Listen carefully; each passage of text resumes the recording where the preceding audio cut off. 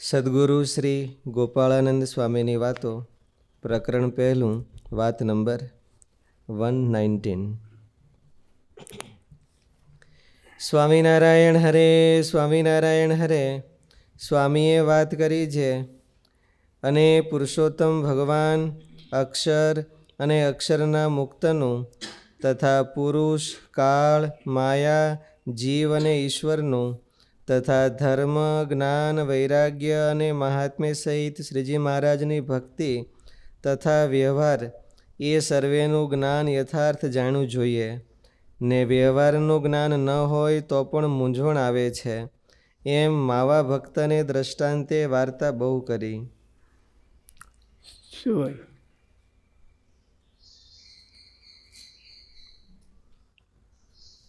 વ્યવહારનું જ્ઞાન ન હોય, ભગવાનનું જ્ઞાન બધું હોય, પણ વ્યવહારનું જ્ઞાન ન હોય તો પણ મૂંઝવણ આવે.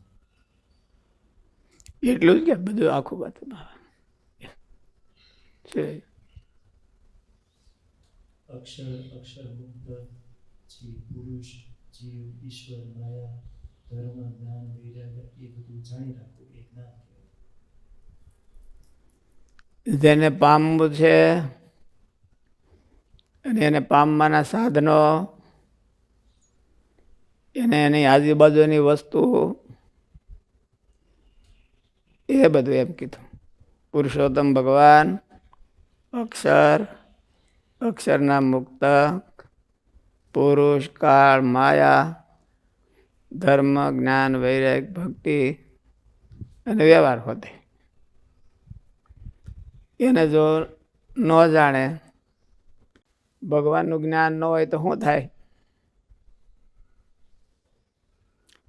જેને પામવું છે એનું આપણને પૂરું જ્ઞાન ન હોય તો આપણને કોઈક બીજી એક્ઝિટમાં લઈ જાય તો આપણને કંઈ વાંધો ન આવે કે જ્ઞાન જ જાઓ, અહીં આવો, અહીં બહુ સારું છે. એટલે એની હોતે ઓળખાણ જોઈએ. એની આજુબાજુના હોય બધાય, એની હોતે ઓળખાણ જોઈએ. એની કક્ષાના હોય, એનાથી સિનિયર, જુનિયર, લોઅર, અપર, એ બધા હોય એને હોતે જાણવે છે. નકર ભૂલા પડી જવાય. એકને બદલે પાત્ર વ્યત્યાસ થઈ જાય. જવું હોય ક્યાંય ને વયો જાય ક્યાંય. એટલે એનું જ્ઞાન બહુ જરૂરી છે અને એના સાધનોનું જ્ઞાન જરૂરી છે. એને ઓળખ્યા બે આવા છે પણ કે રસ્તેથી જવાય છે એ ખબર ન હોય તો જાય ક્યાંથી? કે આ વ્યવહાર નો આવડતો હોય તો બધી નડે. વ્યવહાર નો આવડતો હોય તો ખોટ ક્યાં જાય? અધ્યાત્મમાં ખોટ જાય. વાંધો તો અંતે ત્યાં જ આવે. એટલે એ તે વ્યવહાર આવડવો શું કહેવાય? કે આને બહુ વ્યવહાર આવડી ગયો. વ્યવહાર આવડવો એટલે શું કહેવાય? સ્વામીજી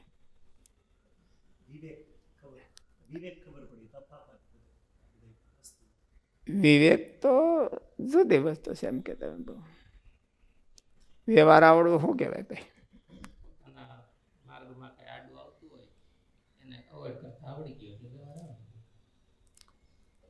પ્રોગ્રેસ કરતા આવડે છે. પોતાના માર્ગમાં હરકો રોટલો કમાતા આવડવું જોઈએ ને. વ્યવહાર એટલે રોટલો કમાવો. રોટલો જ ન કમાઈ શકતો હોય તો ભગવાન ક્યાંથી ભજી શકે? એટલે રોટલો કમાવાની કંઈક આવડત તો જોઈએ ને. એને અત્યારની ભાષામાં પ્રોગ્રેસ કહે. રોટલો કમાતા જો આવડતું ન હોય તો મૂંઝવણ આવે એવું કીધું.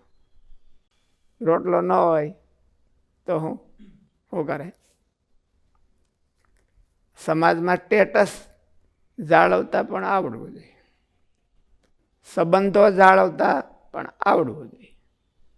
તો એને વ્યવહાર કહેવાય. સંબંધો જાળવવા, સારા માણસોની હારે રાખવા અને નબળા માણસોની હારે ન રાખવા. નબળા માણસોની હારે સંબંધ જાળવી રાખ્યા હોય તો અટાટને આપવી પડે. તમે એવું કીધું કે વ્યવહારનું જ્ઞાન ન હોય તો પણ મૂંઝવણ થાય. અટાટને આવી પડે, કોકને જોડાણ હોય ત્યાંથી અને આવી પડે.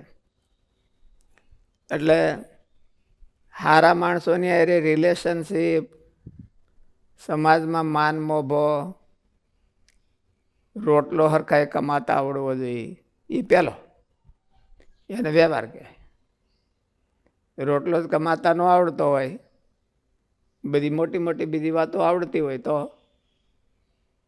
એને મૂંઝવણ થાય. રિલેશનશીપ હરખી ન આવડતી હોય એટલે પોતાના ઘરમાં જ હરખા હંપ ન રાખી શકે. એને છોકરો ક્યાંય જતો હોય ને ઘરવાળું ક્યાંય જતું હોય ને ગરદણી પાસે ક્યાંય જતો હોય તો એને મૂંઝવણ આવે અને ભગવાન ભજી ન શકે. આ બધું એવાનું હરખું હોય ત્યારે ગુણાતીતાનંદ સ્વામી કે ભગવાન ભજી શકે, નકર ભગવાન ન ભજી શકે. એટલે આ બધો વ્યવહાર છે. અને એ ન આવડતો હોય તો એની ઇફેક્ટ છે એ ભગવાનના માર્ગમાં થાય. આ બધાય એટલે ગોલ બનાવવામાં એક જ ગોલ નહીં, ઝાઝા ગોલ બનાવવાના એવું કીધું. એક મુખ્ય ગોલ બનાવવો અને બીજા સબોર્ડિનેટ એને હેલ્પ કરનારા ગોલ બનાવવા. પછી ગોલ બનાવ્યો હોય કે મારે 500 માળા ફેરવવી અને 500 માળા ફેરવામાં નોકરી વહી જાય તો 500 માળા ફેરવવાની ગોલ તો બનાવ્યો પણ નોકરી વહી જાય કે ધંધો ડૂબી જાય તો 500 માળા શું કામ નહીં? ધંધો ડૂબી જાય, રોટલાને ફાંકા થાય તો પછી માળા ફરે? પછી માળા ન ફરે. એટલે રોટલો કમાતા આવડવો જોઈએ, બીજાની હારે સંબંધો જાળવતા આવડવા જોઈએ. જો સંબંધો ન જાળવે તો એટલે આવીને આડા ફરે કે લાવ્યો મારો ભાગ. એટલે આ બધું આવડે તો ભગવાન પૂરું ભગવાન પોગાય ઠેઠ. ભગવાનની આજુબાજુના માણસો હોય એને ન ઓળખે તો એ બધા પોતામાં જોડી દે, ભગવાનમાં ન જોડે. ભગવાનના આજુબાજુના માણસો બધા સારા જ હોય પણ તો એ પોતાની સેવા પહેલાં કરાવે અને ભગવાનની પછી કરાવે. એવું તો હવને હોય. એટલે બધા એને ઓળખી રાખવા જોઈએ.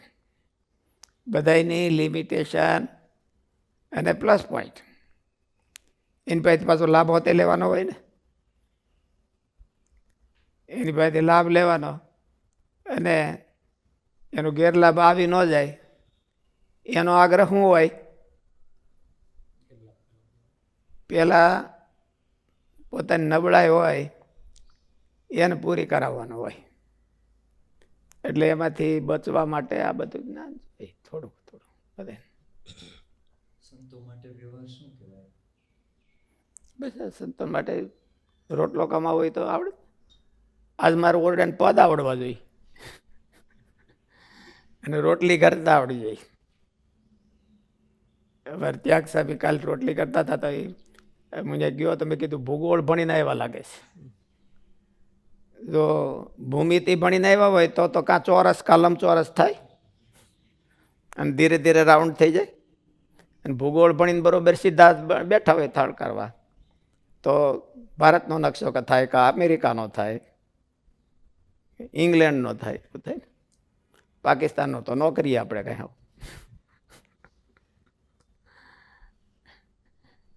એટલે એ બધો વ્યવહાર કહેવાય. વાત કીર્તન બોલતા આવડવા જોઈએ, રસોડવું આવડવું જોઈએ, બીજાને હારે બેહતા 5 વાતું કરતા આવડવી જોઈએ. હરિભગત આવે તો ભગવાનના 2 ચરિત્રો, એ બધો વ્યવહાર કહેવાય. હું બસ આ જ કરું બીજું કાંઈ ન કરું એમ તો એ વ્યવહાર ન કહેવાય. હવે હારે થોડું થોડું તો બધું રાખવું જોઈએ.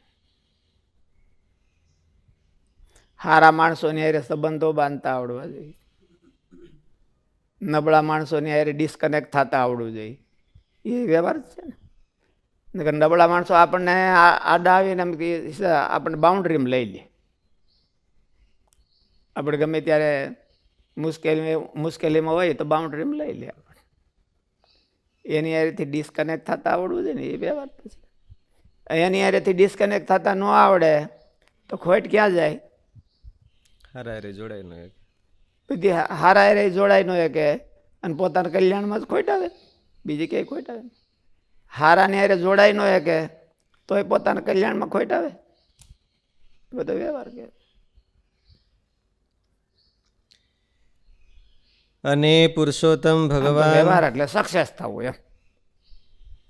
જે આપણે કાર્ય લીધું હોય સક્સેસ ન થાય એનું કારણ શું? એ ગ્રહસ્થ હોય એને પૈસા કમાવા એ એનું કામ કહેવાય ને. આમ તો એ ગ્રહસ્થ એવું જ કીધું એને કે પૈસા કમાવા. વૈશ્યને પૈસા કમાવાથી તૃપ્તિ ન રાખવી, ક્ષત્રિયને સત્તા વિસ્તારથી તૃપ્તિ ન રાખવી, બ્રાહ્મણને જ્ઞાનથી તૃપ્તિ ન રાખવી, શૂદ્રને સેવા કરવાથી તૃપ્તિ ન પામ્યા. એ પોતપોતાના એક્સપર્ટાઇઝ છે એમાં એ સંતોષ કરીને બેસી જાય તો એને આવડ્યું ન કહેવાય. એમાં સંતોષ કરીને બે જતો તો ઓલું ન થાય. એટલે આ બધે પ્રોગ્રેસ થવો જોઈએ. આપણે જે કાર્ય લીધું હોય એને ડૂબાવીએ તો આવડ્યો કહેવાય વ્યવહાર. આ તમે બધું ઓલું તમારું ખાતું શું છે? બ્રહ્મ વિદ્યા. બ્રહ્મ વિદ્યાનું. અને બધા ઊંધું બાફે તમારી વાહે હોય એ બધા તો બ્રહ્મ વિદ્યા શું આવડી કહેવાય? તમને શું આવડ્યું કહેવાય? જે કામ લીધું હોય એને ઠેઠ પાર ઉતારતા આવડે તો વ્યવહાર કહેવાય. ગ્રહસ્થને એનું એ કામ લીધું છે તો એમાં જેની જરૂર પડે એ બધું મેળવતા આવડવું જોઈએ. અને ત્યાગીને એવું હોય આપણે આ સેવાનું કામ લીધું છે તો સેવા સફળ કરતા આવડવી જોઈએ ને. સફળ કરતા જો ન આવડે તો વ્યવહાર ન આવડ્યો કહેવાય. પકડીને બેસી જાય એ આવડી ન ગયું કહેવાય કાંઈ. કે હાલો બસ મારે બસ આટલું, હવે આમાં કોઈને હું કરવાય નહીં દઉં ને એમાં મને એટલે કે એ કાંઈ આવડી ન ગયું કહેવાય. એને સફળ કરવું, એને મલ્ટીપ્લાય કરવું તો એને વ્યવહાર આવડ્યો કહેવાય. મલ્ટીપ્લાય ન કરે ને મિનિમાઇઝ કરી નાખે અને એક દી પછી કે હાલો કરો દ્યો તાળા તો એને આવડ્યું શું કહેવાય? ગ્રહસ્થ હોય અને બાપ દાદાની મિલકત હોય અને પોતાનો રોટલો કમાતા ન આવડતો હોય એટલે બધું ખાઈ જાય, સાફ કરી દે, પછી શું આવડ્યું કહેવાય? એટલે વ્યવહાર એને કહેવાય. કાંઈક રોટલો કમાતા અને પ્રગતિ કરતા આવડવું જોઈએ. સક્સેસ ન થાય એનું કારણ શું હોય? વ્યવહાર નો આવડ્યો એ જ. બીજું સક્સેસ કેમ થવું? વ્યવહાર એટલે ખાલી બોલવું ચાલવું એવું જ નથી. એમ સક્સેસ કેમ થવું એ ન આવડ્યો એટલે વ્યવહાર નો આવડ્યો. વ્યવહારનો અર્થ તો શું થાય કે પૈસો કમાવો, ઘર હાંકવું અને સમાજમાં માન મોભો જાળવી રાખો, એ ત્રણ વ્યવહાર કહેવાય. એમ પણ એ નો હાથમાં ન આવ્યું તો ન આવડ્યો કહેવાય. એના હાથમાં આવી જાય તો આવડ્યું કહેવાય. એ નીતિ ન્યાયથી આવે તો આવડ્યું કહેવાય. નકર તો પાછું એનું ફળ એને ભોગવવું પડે એવું હોય તો એનું એ થઈ ગયું કહેવાય. અહીં મજા કરે પણ પછી તો ગ્રહસ્થને તો પૈસા કમાવામાં પ્રારબ્ધ આડું આવે થોડું ઘણું, પણ સાધુ સક્સેસ ન થાય એમાં શું કારણ હોય? બસ અકલ મટાય. એને બીજું કાંઈ એને પ્રારબ્ધ તો છે નહીં, કાંઈ અકલ મઠાઈ આડી આવે, પોતાની જ અકલ મઠાઈ આડે. સાધુને સક્સેસ થવામાં તમામ સામગ્રી હાજર છે અને ભગવાન હોતે એની વાહે ઊભા છે કે હું તને સક્સેસ કરું, તને કાંઈક વતમાં સફળ કરું. ભગવાન સહાય કરે છે કે મુશ્કેલી રોડો નાખે આડે? હવે તોય પછી સફળ ન થાય તો એનો અર્થ શું થયો? એને શું આડું આવ્યું? એને આડું શું આવ્યું? અકલ મઠાઈ. પોતાની અકલ મઠાઈ હોય એ ભેળી હોય ને બધી, એટલે બીજા ગમે એટલી અકલ આપે તો મઠું એટલે ઊંધું એમ. અકલ મઠાઈ એટલે શું કહેવાય? ઊંધી. મઠું એટલે બઠું પાડી દે એમ, ઊંધું. એટલે ત્યાં ઘરે નહીં કાંઈ, બીજા ગમે આપે તો ઘરે નહીં, અને ફળ આવે નહીં. હોય એ હંકેલીને પૂરું કરી દેવાનું, જે મળ્યું હોય એ હંકેલીને પૂરું કરી દે. એટલે એને વ્યવહાર આવડ્યો ન કહેવાય. આપણે તો એવું સમજીએ, તમે બધા કંઈ હું સમજતા હો એ આપણને ખબર નહીં. મુકુંદ સ્વામી તમે શું સમજો છો? એટલે તમે શું સમજો છો આમ ઓલા ક્વેશ્ચન માર્ક નહીં હો, કે તમારા મનમાં શું સમજો છો એવું નહીં એમ. તમને બધી ખબર છે.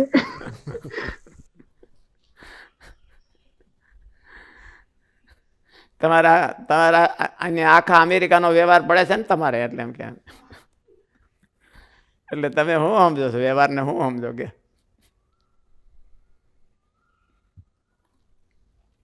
વ્યવહાર એને કહેવાય. વ્યવહાર આવડી ગયો, આને બહુ વ્યવહાર સારો આવડ્યો, તો એનો અર્થ શું કહેવાય? પ્રોગ્રેસ કરતા એને પ્રોગ્રેસ કર્યો.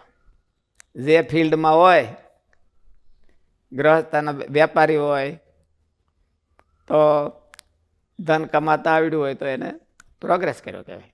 અને પાછું નિર્દોષ રીતે ધન કમાતા આવડ્યું હોય, કાવા દાવા કર્યા વિના, તો એનો અર્થ એવો છે કે એને વ્યવહાર આવડી ગયો કહેવાય. સાધુ આવ્યા અને પોતાનું મોક્ષ ન બગડે અને ભગવાનની સેવા થાય તો એને આવડ્યું કહેવાય. પોતાનું મોક્ષ બગાડીને બીજું કરે તો પાછું આવડ્યું ન કહેવાય.